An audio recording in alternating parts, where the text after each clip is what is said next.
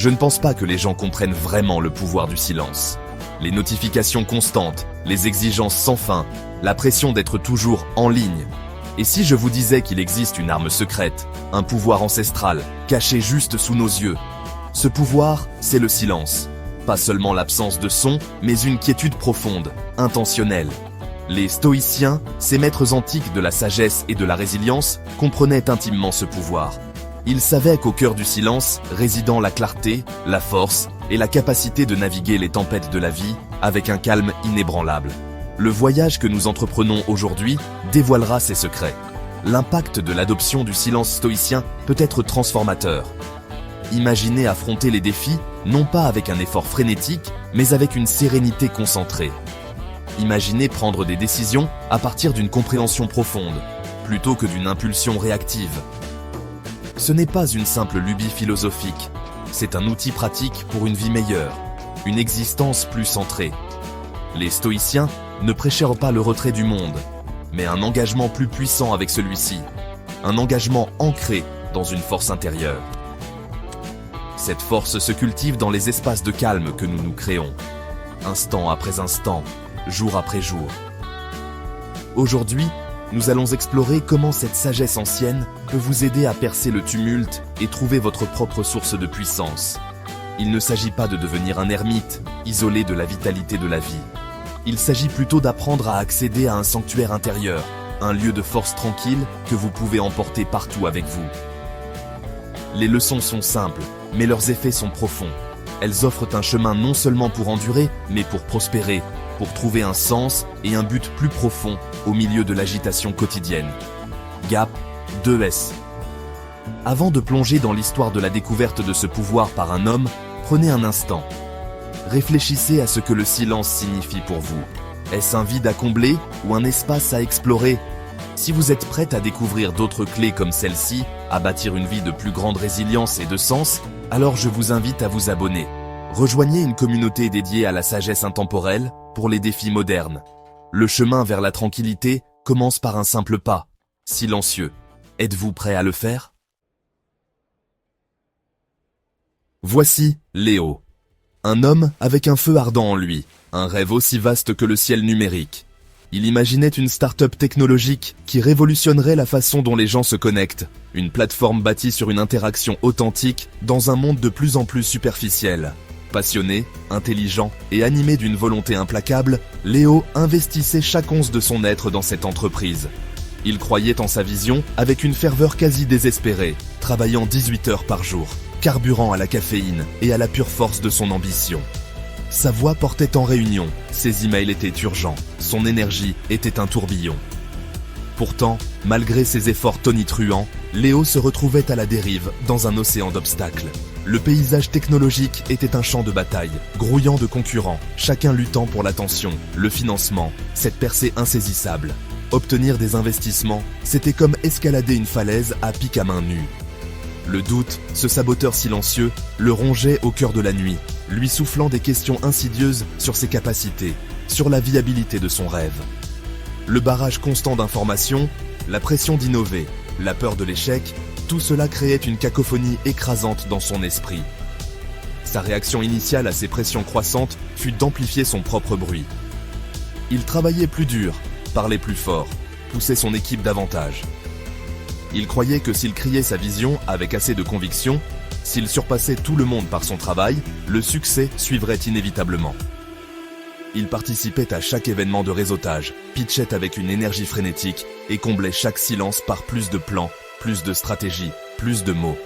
Mais cette production constante, cette externalisation acharnée, ne faisait qu'épuiser ses réserves, le laissant plus dispersé et moins efficace que jamais. Le rêve qui brillait autrefois si fort vacillait maintenant, menacé par les vents contraires de l'adversité et la tempête intérieure qu'il avait lui-même créée. Léo était un tourbillon d'activité, un témoignage de la culture du hustle moderne, mais il était aussi profondément bloqué. Il produisait une chaleur et un son immenses, mais très peu de lumière. Son rugissement, destiné à conquérir le monde, noyait en fait les intuitions et la clarté dont il avait désespérément besoin pour naviguer sur le chemin périlleux qui s'ouvrait devant lui. Il n'était qu'action, sans aucune quiétude, que projection extérieure, sans aucune réflexion intérieure. Un mardi particulièrement sombre, après qu'un investisseur crucial se soit retiré à la dernière minute, Léo sentit le poids du monde s'abattre sur lui. Son bureau, d'habitude une ruche d'énergie frénétique, lui semblait une tombe. Découragé, parcourant sans but des articles en ligne, il tomba sur une citation attribuée à l'empereur stoïcien Marc Aurèle. « On se cherche des retraites à la campagne, au bord de la mer, à la montagne. Tu peux, à l'heure que tu veux, te retirer en toi-même. » Cette idée d'une citadelle intérieure, une forteresse de paix en soi, toucha une corde sensible au plus profond de son âme lasse. Serait-ce aussi simple ? Une retraite pourrait-elle se trouver non pas dans quelque contrée lointaine, mais entre les murs de son propre esprit ? Le concept était étranger à son mode opératoire habituel, qui consistait à affronter les problèmes de front par une action agressive. Pourtant, l'épuisement total qu'il ressentait le rendait prêt à tout essayer. Il ferma son ordinateur portable, s'adossa à sa chaise et, pour la première fois depuis ce qui lui semblait être des années, il chercha consciemment le silence. Il se concentra sur sa respiration, le doux va-et-vient de sa poitrine, faisant abstraction du bourdonnement lointain de la ville et des pensées frénétiques qui se disputaient encore son attention. Ce ne fut pas facile. Son esprit, habitué à une stimulation constante, se rebella.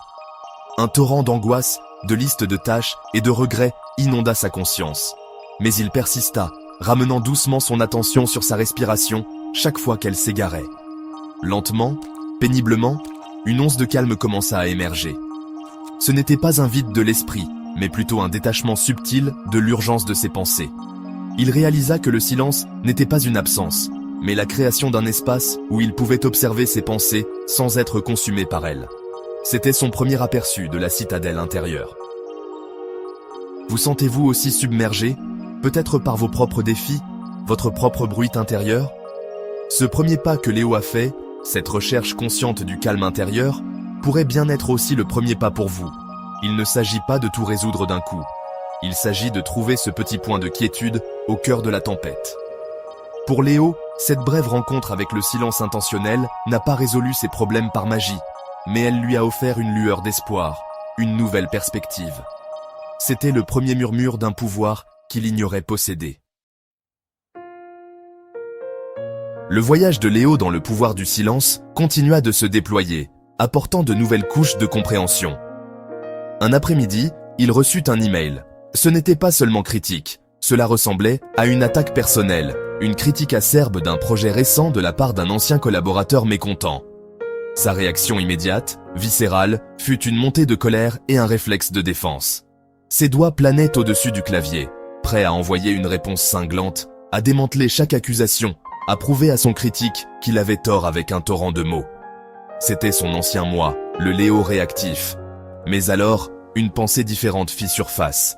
Un enseignement du philosophe stoïcien Épictète qu'il avait récemment découvert. La discipline de l'assentiment. Ce principe nous enseigne à examiner nos impressions avant d'y consentir comme étant la vérité, et, de manière cruciale, avant d'y réagir. Il s'agit de créer une pause entre le stimulus et la réponse. Léo se souvint de l'idée centrale. Nous ne sommes pas troublés par les choses, mais par les jugements que nous portons sur elles. Il prit une profonde inspiration, ferma l'email et repoussa sa chaise du bureau. Il décida de ne pas répondre immédiatement. Au lieu de ruminer sa colère ou de répéter sa réfutation, il alla marcher. Il laissa la tempête émotionnelle initiale passer, observant ses sentiments sans les laisser dicter ses actions. Il se demanda, quelle part de cette critique, s'il y en a une, contient un grain de vérité ? Quelle est la manière la plus constructive de répondre, si tant est qu'il faille répondre ? Cette pause délibérée, ce silence choisi face à la provocation, lui apporta une clarté inestimable. Cela l'empêcha d'envoyer un email impulsif, chargé d'émotions, qui aurait pu envenimer le conflit et nuire à sa réputation. Lorsqu'il aborda enfin le problème, des jours plus tard, sa réponse fut calme, mesurée et axée sur les solutions plutôt que sur le blâme. Il avait transformé une explosion potentielle en une opportunité de réflexion et même, modestement, de croissance. C'était une leçon profonde. Le silence n'était pas seulement synonyme de paix intérieure ou d'une meilleure écoute. C'était un bouclier. C'était le pouvoir de choisir sa réponse, d'agir par raison plutôt que par émotion brute. Aujourd'hui, face à un défi, Pratiquez un moment de silence délibéré. Résistez à l'envie de réagir instantanément. Voyez ce qui se passe. Partagez votre expérience dans les commentaires ci-dessous. Qu'avez-vous découvert pendant cette pause? À mesure que Léo intégrait ces principes stoïciens du silence dans sa vie et son travail, il commença à ressentir un nouveau sentiment de contrôle et de clarté. Sa start-up, bien que toujours confrontée à des obstacles, les surmontait avec plus d'assurance. Les décisions devenaient un peu plus réfléchies, et son leadership, autrefois caractérisé par une énergie frénétique, était désormais empreint d'une confiance tranquille. Cependant, le chemin de la pratique stoïcienne est rarement une ascension rectiligne. Le monde extérieur, avec ses exigences incessantes et son chaos inhérent, continuait d'exercer sa pression. Une importante conférence sectorielle approchait, une opportunité cruciale de visibilité et de réseautage. Simultanément, un concurrent clé lança une campagne marketing agressive, ciblant directement le créneau de Léo. Les anciennes angoisses commencèrent à refaire surface. La tentation de revenir à ses anciennes habitudes, se surmener jusqu'à la frénésie, crier plus fort que la concurrence, remplir chaque instant d'éveil d'une activité effrénée, était immense. Le chant des sirènes du chaos, promettant des solutions rapides par la pure force brute, était séduisant. Il sentit le tiraillement familier en lui. Son équipe, habituée à son style précédent à haute intensité, semblait également déstabilisée par son approche plus mesurée. Certains prirent sa contemplation tranquille pour de l'indécision, son calme pour un manque d'urgence. La pression de faire quelque chose, n'importe quoi, vite, était palpable.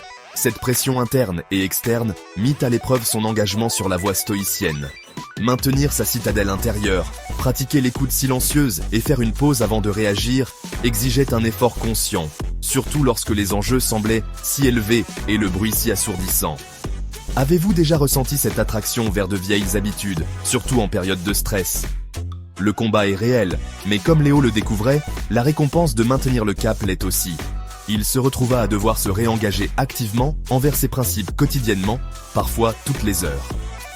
Il prenait de courtes pauses pour une réflexion tranquille, choisissait consciemment d'écouter plus qu'il ne parlait lors des réunions stratégiques et retardait ses réponses aux nouvelles provocatrices concernant son concurrent. La lutte était un rappel que le silence stoïcien n'était pas une réussite ponctuelle, mais une pratique continue, un choix constant de l'ordre intérieur face au tumulte extérieur. L'apogée des défis immédiats de Léo arriva sous la forme d'un pitch final devant un consortium de capital risqueurs sceptiques. C'était le moment décisif, ça passe ou ça casse, pour la prochaine phase de financement de sa start-up. La salle était intimidante, remplie d'investisseurs chevronnés qui avaient en vue d'innombrables entrepreneurs aller et venir. Autrefois, Léo aurait abordé cela avec un barrage de données, une présentation excessivement enthousiaste et une tentative de les submerger de sa passion, frisant souvent le désespoir. La pression était immense, l'avenir de son rêve était en jeu. Cette fois, cependant, Léo était différent. Il entra avec une confiance tranquille, plus convaincante que n'importe quelle affirmation bruyante. Il commença sa présentation, non pas par un torrent de mots, mais par un bref silence intentionnel, laissant la salle se calmer, attirant naturellement leur attention. Sa citadelle intérieure était solidement établie. Quand il parla, ses mots étaient mesurés, clairs et directs, nés d'une réflexion profonde plutôt que d'une improvisation anxieuse. Il présenta sa vision, ses progrès et ses projections avec un calme inébranlable qui transmettait la conviction sans arrogance. Pendant l'intense séance de questions-réponses qui suivit, Léo brilla véritablement. Face à des questions difficiles, voire ouvertement critiques, il ne se mit pas sur la défensive. Il écouta attentivement, marqua une pause réfléchie, appliquant la discipline de l'assentiment, puis répondit avec une précision sereine. Il utilisa le silence stratégique pour laisser les questions difficiles en suspens un instant, se donnant le temps de formuler la meilleure réponse possible et amenant souvent les questionneurs à élaborer ou à clarifier, révélant ainsi leurs préoccupations sous-jacentes. Sa maîtrise du silence dans la communication lui permit de se connecter avec les investisseurs à un niveau plus profond. La percée ne se produisit pas comme une explosion spectaculaire, mais comme un dévoilement tranquille. Les investisseurs, visiblement impressionnés par son sang-froid, ses réponses réfléchies et la clarté de sa vision, virent au-delà des chiffres.